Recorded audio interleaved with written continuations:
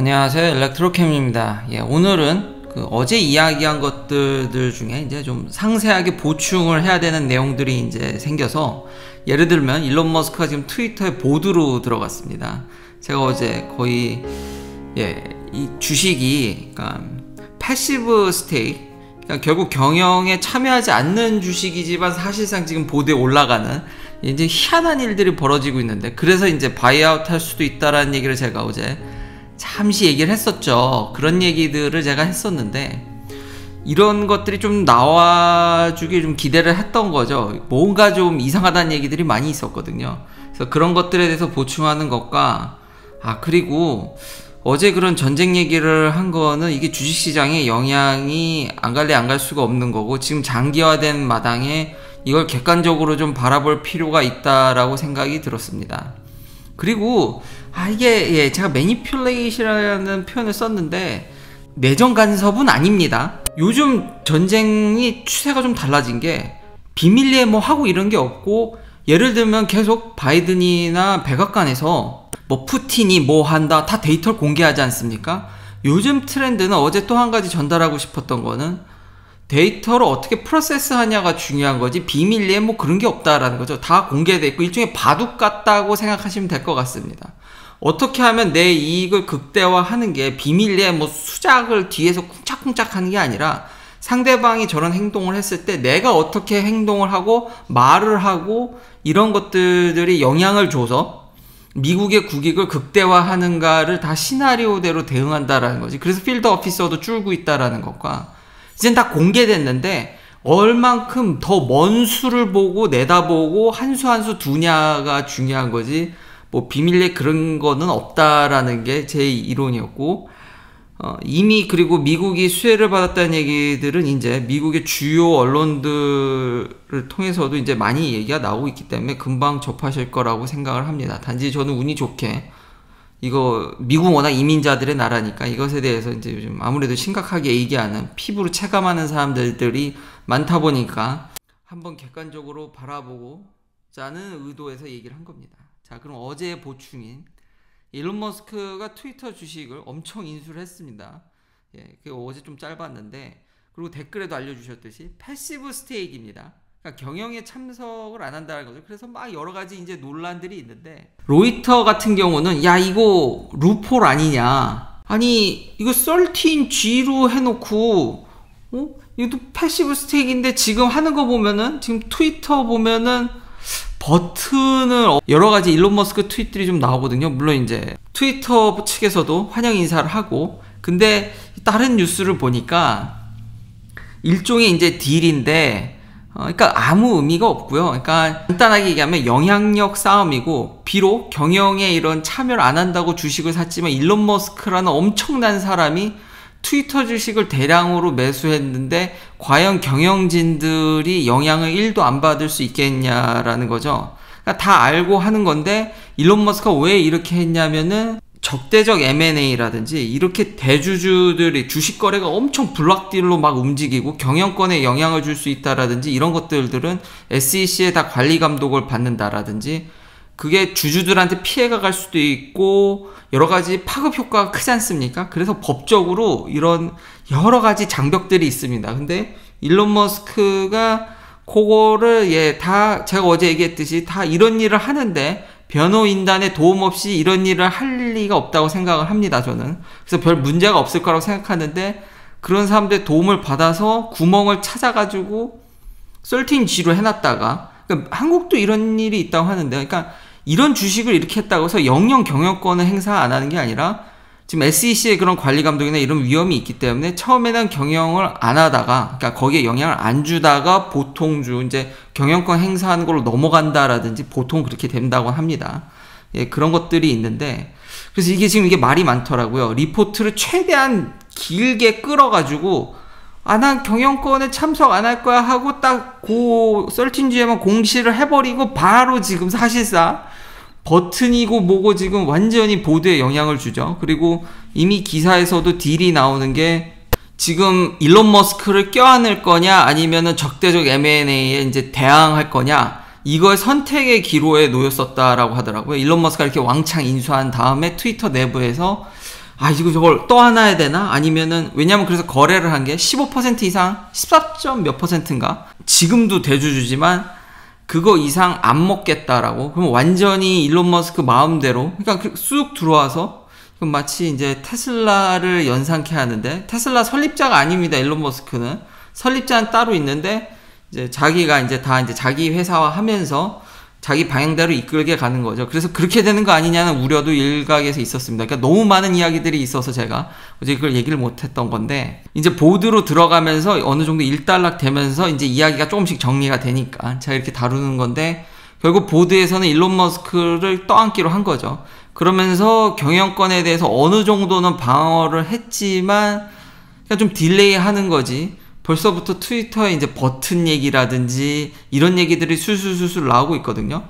그리고 로이터에서도 지금 야, 이거 구멍 난 거 이거 문제 있는 거 아니야 라고 하면서 이제 얘기들이 막 나오는데, 설령 이게 문제가 이제 13D로 했어야 되는 거 아니냐.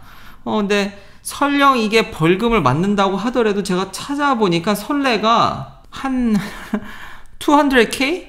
뭐 지금 환율로 2억 4천? 2억 6천? 정도밖에 안 되는 걸로 되어 있습니다. 그러니까 그 정도 수준? 그러니까 크지 않다라는 거죠. 아니, 전 세계 최고 부자한테 몇 억? 아니, 몇십억 내라 그래도 그냥 넘어갈 상황이죠. 그러니까 이런 것들까지 다 고려해서 참, 그러니까 야심도 대단하고 이런 것들을 참 이용하는 게 아마 자율주행 때문에 NHTSA랑 한판 열심히 하면서 갈고 닦은 실력이 여기서 이제 발현되지 않았나라는 생각도 듭니다. 그래서 지금 이런 것들이 지금 난리인데요. 대단하다라는 생각이 듭니다. 그래서 트위터를 사실상 그래서 이렇기 때문에 바이아웃 소리가 나고 다시 한번 자기 거화 되는 거 아니냐라는. 근데 일단 딜레이는 성공한 거죠.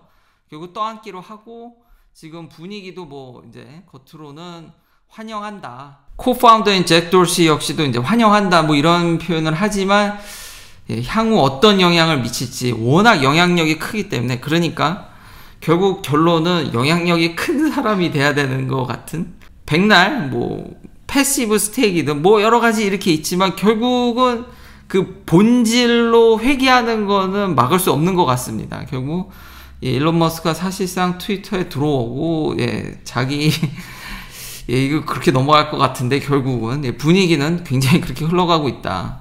그리고 주식이 오늘도 영향이 있으니까, 그런 영향이 있으니까, 일론 머스크가 들어왔으니까 올랐고요. 그리고 일론 머스크의 그 영향력, 제가 방금 전에 영향력 얘기를 했지 않습니까? 결국 영향력이 있는 영향력 싸움이다.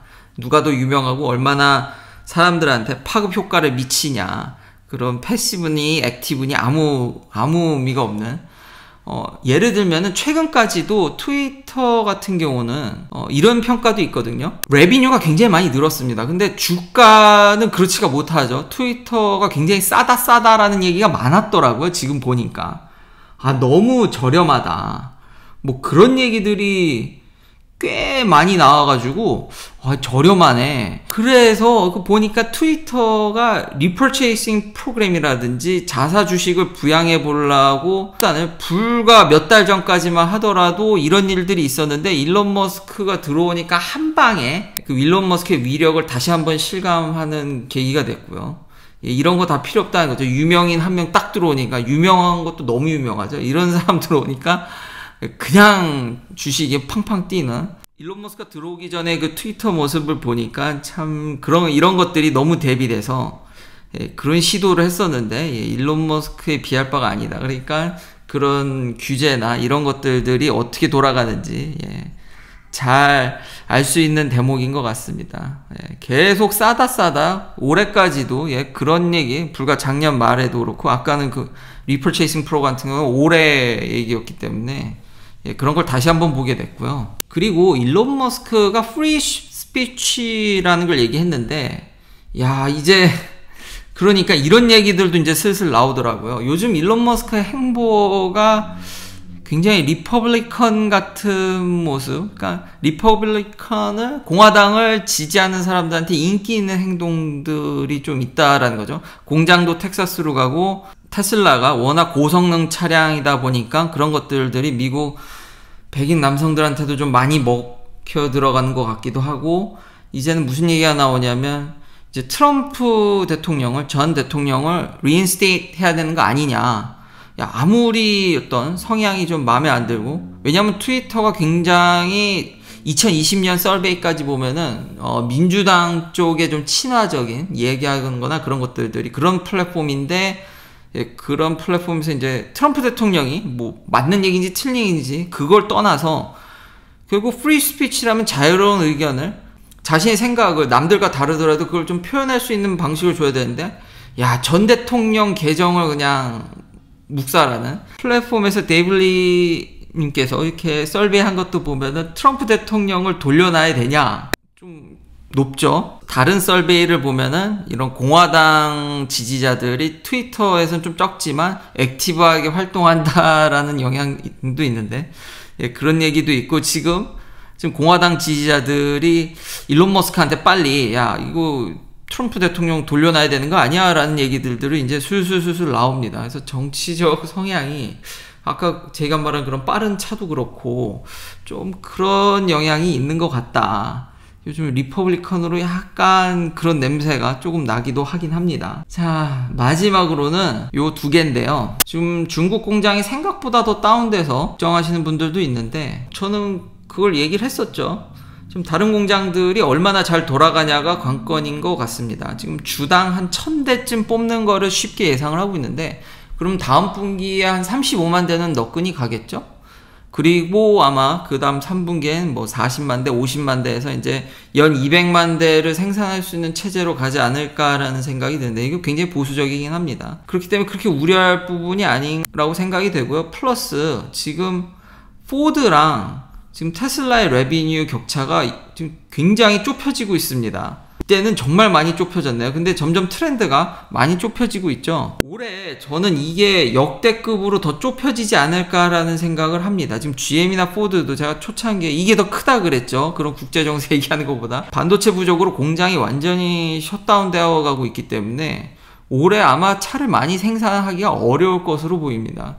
그래서 이런 레비뉴 격차도 상당량 역대급으로 줄지 않을까. 이제는 판매 대수뿐만 아니라 이제는 뭐 레비뉴도 모든 면에 있어서 당당히, 그러니까 내연기관 회사들이랑 비교해도 별 차이가 없다라는 느낌이 이제 완전히 완연하게 그런 생각이 들고요. 프레몬트 트랙에서 루시드 에어가 발견됐습니다. 테슬라가 이러질 않는데, 보통 다른 회사 전기차를 이렇게까지 테스트하는 거를 본 적이 없는 것 같습니다. 굉장히 자기들이 잘 만들기 때문에 굳이 딴 차를 볼 필요가 없다라는 생각으로 전 들었거든요.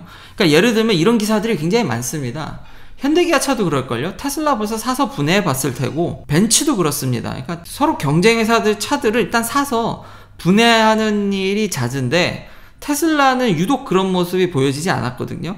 근데 이 트랙에 루시드 에어가 이제 나타났다라는 거는 확실히 잘 만들었구나라는 생각이 오히려 들더라고요. 굳이 감량을 안 해도 이러면은 진짜 잘 만들었나 본데 라는 생각이 들더라고요. 테슬라 이렇게 사서 테스트할 정도면은, 제가 말했던 너무 작은 세단에 무게가 올라가게 되면 이건 트럭이 아니기 때문에 공간이 확보되지 않기 때문에 더 강력한 부품들을 쓰려면요, 그게 어느 정도 자동차에서는 물리학적으로 공간이 어느 정도 확보가 돼야 됩니다. 그러기가 세단이나 우리 이런 컨슈머 레벨에서는, 중장비나 트럭으로 가면은 상관이 없는데 세단에서는 그게 힘들어서 우려가 있는데, 진짜 괜찮게 만들었다라는 생각이 전 들더라고요.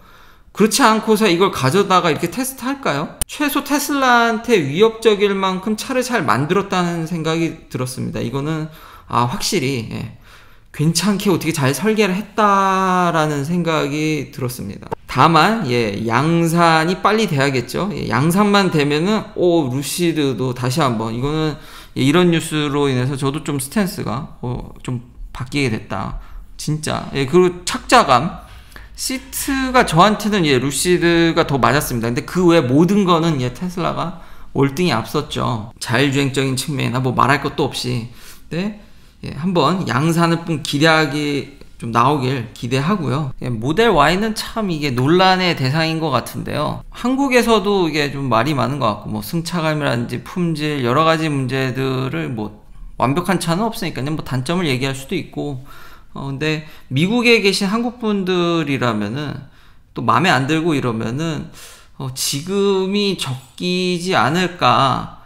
그게 모든 전기차가요, 새 차보다 가격을 높게 받지는 않습니다. 지금 그게 최근까지도 보면은 유일하게 지금 모델 Y나 폭스바겐 ID4 정도?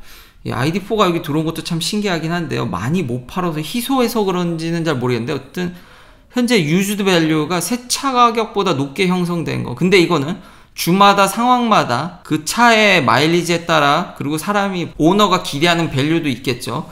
그것에 차이가 많기 때문에 뭐 느끼시는 건 다양하겠지만, 시장 상황은 지금같이 높게 이렇게 유지되기가 과연 쉬울까라는 생각이 듭니다. 그래서 차에 대해서 불만이 많으시고 이러시면은 불편을 얘기할 수도 있지만, 빨리 파시는 게 낫지 않을까. 밸류가 굉장히 지금 현재 높기 때문에, 그러면은 마음에 안 드는 차 돈 주고 산 거보다도 조금 더 돈을 받고, 말도 안 되는 일이죠. 옛날 같으면 중고차 무조건 가격이 떨어지는데. 그래서 빨리 파시는 게 뭐라 하기보다는 차를 빨리 파시는 게 낫지 않을까라는 생각이 듭니다. 지금 굉장히 여전히 중고차 밸류가 높기 때문에. 참고로 저는 안 팝니다. 긴 영상 시청해주셔서 감사합니다. 내일도 테슬라 관련 이야기들로 찾아뵙겠습니다.